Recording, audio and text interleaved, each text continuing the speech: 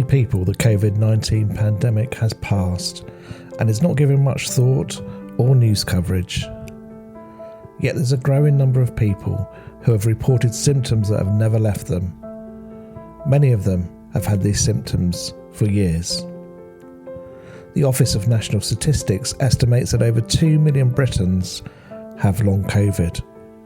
You may have it, or you may know someone who is struggling with it.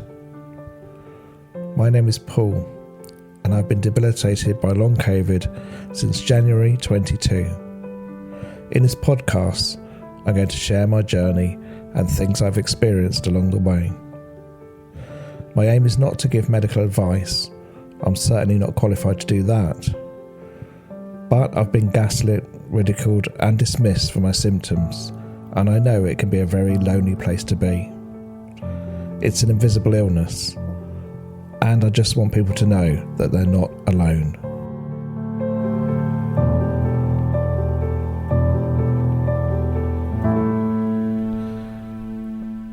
Welcome, thanks for listening to Life with Long COVID. My reflections on what it's like to live with long COVID since 2021. And if you're a regular, you'll know that I haven't uploaded an episode for quite a while. I basically had the summer off because I needed it and I needed to recharge as well. But it's great to be back for a new season this autumn of episodes. And what I really want out of this podcast is to spread awareness of this illness and also allow people, by hearing my experience, hopefully will not feel like they're on their own. I'm joined with this episode, as I am often, by my wife, Rachel Clark, who brings her own perspective to it as well. Yeah, I bring the carer's perspective. You do. Thank you, Rachel, for joining me on this. And today we're going to reflect on a holiday, because we went on holiday for 7 days to Spain, which was very ambitious, I feel, for me. Yeah. I was kind of looking forward to it and dreading it at the same time. And it's the first time I've ever taken a mobility aid abroad. Yeah. Which was my wheelchair, my lovely Wheel C2 wheelchair. I had a choice between that and my e-folded scooter, and I chose a wheelchair because I thought I'd be in it a lot. But in hindsight, I probably would have taken the scooter, which allowed me a bit more freedom. However, let's talk about the process of getting the wheelchair to the plane, because I've never done this before. And if you're listening, you've done this before, fantastic. I'd never done it before, and you may be thinking, I'd like to go on holiday, but I'd probably need to bring a mobility aid with me. It's more complicated than what I thought, but what I will say is that Gatwick Airport were fantastic with me. They took me and my wheelchair through security, they took us through passport control, and at no time did I ever feel like I didn't know what I was doing. Do you know what I mean, Rach? It was easier than being like a normal, physically able person. It was, because you get fast track through security. Yeah. And you're not kind of left, you know which gate it is, you know everything. However, when we came back into Gatwick, we flew to Alicante Airport, which was an experience, but we were looked after. At one point, we were taken off the plane into this, what I thought was a room, in order to be transferred to my mobility aid. Do you remember? Yeah. And we got into this room, and the blooming thing started driving off. Yeah, so you come out of the plane, and you know how you come out of a plane into a tunnel. So you came out of a plane into a room, and then the room started going down. Yeah. And it was actually a truck that sort of lifts up. And took us to the terminal where my mobility aid was waiting for us, which is great. Yeah. However, coming back to Gatwick was hilarious, right? So if you've got mobility aids and you have to wait for them, you have to wait till everybody gets off the plane first. It was a torturous journey. I'd had at least 4 hours because the flight was delayed on the tarmac. And you'll know, if you suffer from long COVID, often what comes with it is aches and pains and a general kind of nerve sensations that are unwelcome. And it was a long time to be sitting in one place for me. Yeah. However, I did it. But then you have to wait till everyone else gets off the aircraft so that you can go and collect your mobility aid. And when we got to the other door with a group of people, it was a bit chaos. Like, the guy who was assisting us basically said, there's so many people coming back from Alicante with scooters and wheelchairs. It's a bit of an inconvenience type vibe I was getting. He was grumpy, wasn't he? He was very grumpy, and it was unnecessary. We had an hilarious moment where we were put into another box, waiting to be transferred back to the terminal, and some lady was sitting on the end. Do you remember? Yeah. And after like 20 minutes, she said to the man, what's happening? What are we doing here? And he said, well, it's because you booked special assistance. You probably got your mobility aid and you're waiting for you. And she said, no, I didn't book special assistance. I've no idea what I'm doing. So somehow she'd managed to go through the wrong exit, go past the stewardesses, and the poor woman was sitting there thinking, this is the weirdest way to disembark an aircraft I've ever been in. Absolutely. Anyway, the Gatwick people were stressed, right? And I was worried throughout this whole process that my wheelchair wouldn't turn up because they didn't seem to know either. And it took about 20 minutes to get back to the terminal, where we found my wheelchair behind a screen. But the woman there, once you got there, and it was that special assistance lady was lovely, wasn't she? And she knew what she was doing. It's when the staff don't seem to know what they're doing, and then your whole confidence in the system goes. What they don't seem to realise is that we're vulnerable people. I get over anxious, and the worst scenarios were in my head, like they've lost my wheelchair, it's broken, they haven't told me, how the hell am I going to get from the airport to the car without it? All those kind of things were going through my mind.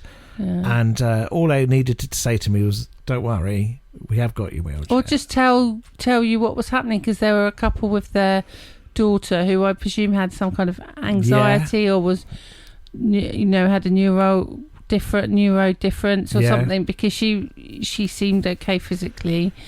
Obviously I can't make that judgment, but it appeared that way. But a bit of reassurance would have been nice. Yes, it's almost like they just needed to know what was happening. It's like, we're going to take you in this weird vehicle that lowers from the plane to the ground and drive you, and then we'll pick up your wheelchair. That's all they needed to say. Just it's going to happen, not, oh my goodness, there's so many people, we don't know what's going on, and then I'm really grumpy, and then it's ruined my day. And it makes you anxious then. Yeah, it does. But all in all, I was really What was impressed. Your experience like at the airport? Was it all right? It was quite exciting for me, because it's all different. It's like, you did sort of get a special treatment, but in a nice way, not in a patronising way. They're obviously well trained, both in Spain and in England. Yeah. They know what they're doing, and it's just a totally free service. So if you are travelling abroad, definitely look into special assistance. Reassuring. Honestly, it just works. When they see you in the wheelchair, nobody's going to leave you there. No. By whatever means they get you on that aircraft. They ask you lots of technical things about your battery and about the chair, so it's a good idea to take a print out of the specifications of your wheelchair, just showing, because with my foggy brain and I was anxious, like I'm not going to remember that my battery was 28.4 volts or whatever the heck it is. So anyway, my little wheelchair, which I haven't named yet, which I should, made it across to Spain and back, which is pretty impressive, right? Holiday itself, my overriding feeling is that it was less of a battle than last time because I had my wheelchair. Yeah, so we went back to the exactly same place where halfway through the holiday, we were staying at a resort, and I asked the people at the resort, could we move to 2 years ago. Yeah. Could we move to a disabled lodge? It was a lodge. And Paul really realised then he was disabled. I needed a mobility aid. And it was like a massive realisation in front of our friends, because we went with some friends as well. Yeah. So this time I was going back to the same place 2 years later, because I want to do it properly. Yeah. And the wheelchair was a massive help. Don't get me wrong. I'm not an advert for the Wheel C2 wheelchair, but it's powerful, it's comfortable, it turns on a dime. There were some hills.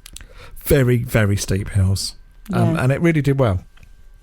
But main thing is with energy levels that I got from it is that when I'm at home, I know what I'm going to do in the day. I can tweak it here and there, but I know what energy I'll be spending. It's carefully controlled by me, probably fanatically so, because I want to know how much energy I'm going to have left to do certain tasks. When you go on holiday, the wheelchair is helpful to iron out some of those energy levels. But even with the wheelchair, I found it really hard to balance my energy levels. So one day I went into the swimming pool. It was brilliant. It was really which good. I haven't done that for 2-3 years. Probably no longer than that, probably. And I really loved it. And I was splashing around. And when you're in the water, the aches and pains that I get were much more lessened, and I felt much more freer.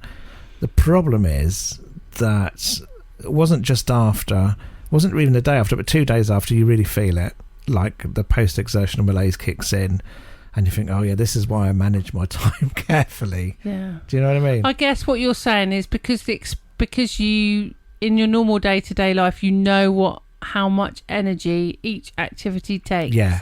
So if you're cooking a meal, you've got your stool, you know how much energy that will take. It will take some energy. With mobility, yeah. But going into a pool you don't normally go into, you know, in the really hot weather, having to drive your wheelchair to it was quite steep, and, you know, you had things to traverse and everything. You didn't know how much energy that would take, so 2 days later you're paying for it. Yeah. And we were lucky enough, we got upgraded for free, so we had a hot tub. That was lovely. I've never had a hot tub in my life. It was lovely, and I spent the first day, I spent 20 minutes in it, but it really messed me up physically. Like, I was really weak coming out of it. I felt a bit shaky, and I think it did me good. And if I had one at home, hint, then it probably would do me good, because I wouldn't plan to do anything afterwards. But the fact is, we were there with some really good friends who were ever understanding. I didn't want to just not do anything. So again, something new, like you say, that affects your energy levels, and I can't quantify how much that's going to take me out of the game for. I might not have chosen to do some of those things if I'd have known I'd be out of the game for a day or two. And I wonder also if, because to go down to, obviously we were at a resort, and to go down to where we had the restaurant where we have all our meals, it was quite hilly, so you had to and I think that took mental energy for you. Did.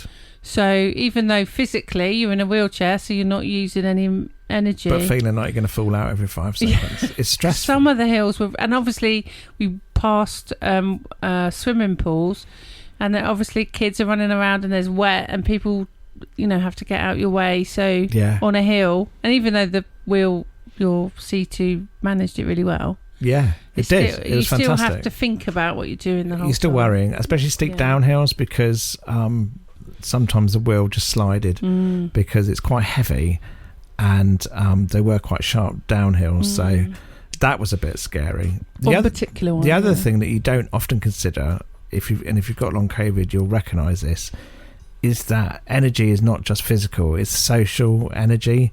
So physically talking to people, being out for dinner 3 times a day is lovely. I ate far too much food, but of course you're talking to people, you're in social environments.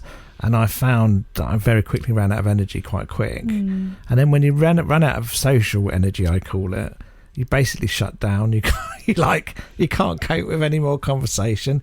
Now, we were with good friends who really understand this, and as soon as they clocked I was tired, they were like, "Well, go and have a rest, like you do." And I did. I spent a lot of the afternoons having a rest in an air-conditioned room. Chilling. In fact, you had a new routine at 3 o'clock. You'd go often at 3. And I need to do. I'm going to carry it on because it was really good, and that helped. However, I did still conk out, and I had to have early nights, and I found that side quite frustrating because I wanted to carry on. Like, they're good friends of ours. I want to spend more time with them. I want to spend more time with my kids, more time with you, but with energy, social energy, it runs out. I find you hit a brick wall quite quickly, and there's no warning. So all of a sudden, I'm tired, and I find it really hard to take in, process information, to have the energy to talk to folks. So I found that hard. And again, it's the same as, again, it goes back to what you were saying, is that as soon as you thrust yourself into a new situation, all the systems that you put into place, all the measurements you put into place are gone, and that's not something it's not something you think about. No. When you go on holiday, you think, it's going to be easier because I'm going to be relaxing by a pool. It's not easier. No. Like, relaxing by a pool comes with all kinds of connotations and stresses and stuff that you don't even consider before you go. It's a change of routine, which is why people go on holiday. They want to break from the same old grind. I thrive on grind. I need it. Yeah. So that was my everyone take from holiday. How did it feel for you as a carer, having someone in a wheelchair on holiday? I quite like the airport because we were like special. What about there when we were there itself? Well, one day really broke my heart because you were like, everyone's just looking at me today. Like one day you got really down. Oh, I did, didn't I? I think, and you weren't able to sort of, you weren't thinking properly. Like it was a bit, definitely low mood was definitely coming into mood. because you were like, oh, everyone's looking at me, and clearly they weren't. But when you're in a wheelchair, people do look at you. Yeah. Like you go from being someone who blends into the background to, and that's happy. I quite like blending into the background. To somebody everyone looks at. And just that day, I felt I was so tired of people looking at me. I know they weren't looking at me funny or anything, but I don't want to be centre of attention all the time. No, you're quite an introvert, actually, even though you're quite a communicator. Like just wheeling into a room is like, oh, okay. That guy's in a wheelchair. But that's what I mean. For the first 3 days, you coped with it. You were like normal, like I'm used to this now. You go on trains, like we've whatever. Talked yeah. I'm in a wheelchair, whatever. Yeah, but, bring it on. But by I'm flying the flag for disability. Yeah, absolutely. But by day 4, I think I don't want to do this flag anymore. Yeah, maybe you'd had enough. I was tired mentally, physically, and I just probably needed some time to myself, and I probably needed to not worry about those people. But the fact is, I don't know if you're listening and you have those days and you're in a mobility aid, it just seems some days people are just looking at you all the time. I know it comes from me. I just notice it more. And the thing is, the irony is, when I see someone in a wheelchair, I look at them. Because I think, it's someone else in a wheelchair. That's fantastic. Like, not for them, but for camaraderie. This is a slight sidebar, but one day we were looking at someone's mobility scooter. I think it was a scooter. It might have been like anyway, we were really staring at them going to the pub. Yeah. But we were like going, oh, that's a really good one. You should maybe get one. Yeah. And then Paul suddenly realised he wasn't in a mobility aid, so it just looked like two able-bodied people. Oh, what's he driving that for? Yeah, like it looked really rude when we realised. And I think you tend to think the worst when you're in a mobility aid. You think that everyone's negatively judging you. Yeah, but we weren't. We were like, that mobility aid's cool. Yeah. Yeah. And I think that was my experience, and I wouldn't want anyone to not go on holiday. No. We were very lucky to be able to go on holiday. Very lucky that I had mobility aids. Very lucky that we could afford it. However, what would I do differently next time? I think I'd just be more aware that a change is not as good as a rest for me. A change presents challenges. Yeah. And whilst it's lovely to have that focus time with good friends, with family, I need to probably be more guarded around that time, and just say, well, actually, however frustrating it is, I'm going to duck out on regular occasions. And I did, didn't I? To be fair, did, yeah. You went on trips that I didn't go on. That's true. And I hated that, but at the same time, I'd have been useless for anything else. Yeah, I think I think this is to anyone with long COVID, whatever position you are, you might be like going out to the shop might be like an amazing thing that you managed to do, is being able to not feel, I know it's easier said than done, but try not to feel guilty about it. Yeah. You can't feel guilty about what you can't do, because you're not doing it on purpose. It's not your fault. It's not just guilt, it's frustration and as well. Frustration, yeah. Like, you want to be doing stuff. Like, I've always been a doer. Yes. And I've really changed. Like, I can just rest now, but there's times when I just don't want to. I just want to get on. I suppose on holiday I think you saw parents going down the flumes with their children. Yeah.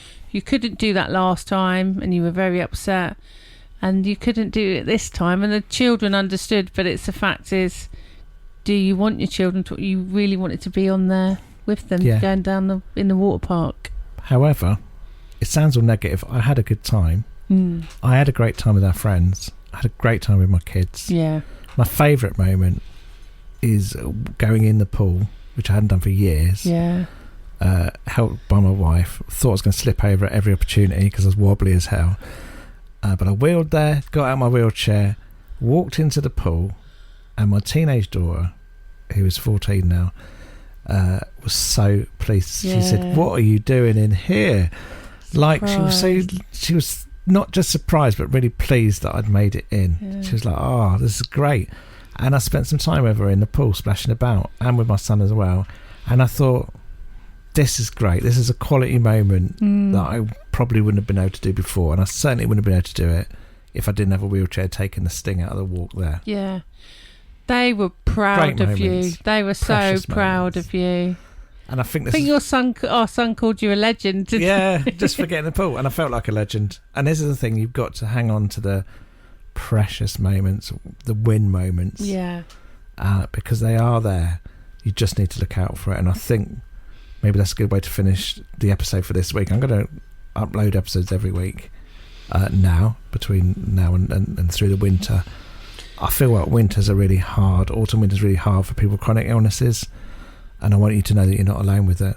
So look out for future podcast episodes. But whatever you're doing, however you're feeling at the moment, I want to wish you well. And I want to say that you're not alone.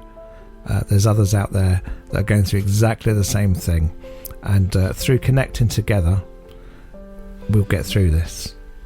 You can get a hold of my articles. There'll be pictures of our trip and a written article as well over at www.lifewithlongcovid.co.uk, and you can go there. You'll find all my articles. You can subscribe if you like, and you can choose to donate money towards the running of this podcast. But if that's not something you can do, you don't have to. You just become a member. You get the same access as everybody else. So until next time, you take care, and we'll see each other again very soon.